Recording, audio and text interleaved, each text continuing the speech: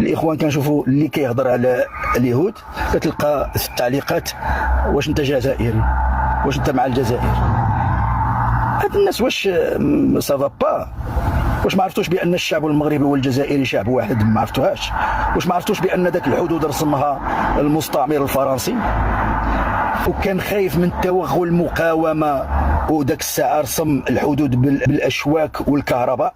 واش ما عرفتوش بان صناعه العداوه ما بين هاد الشعوب هو المستعمر؟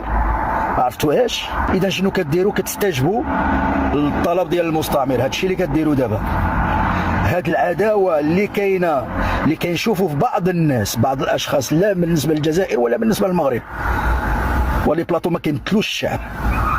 يعني الاذاعه داك الصحفيين اللي كيضربوا في الشعب المغربي والصحفيين عندنا اللي كيضربوا في الشعب الجزائري، هادو لا يمثل احدا من الشعوب.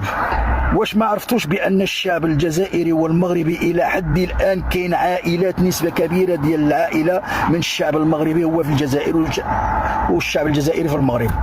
كاين عموم، كاين خوال، كاين. ما عرفتوهاش؟ خاصكم تعرفوا هذا الشيء، خاصكم تعرفوه. الا ما عرفتوش التاريخ راه ما تعرفوا والو، تبقاو غير تخربقوا.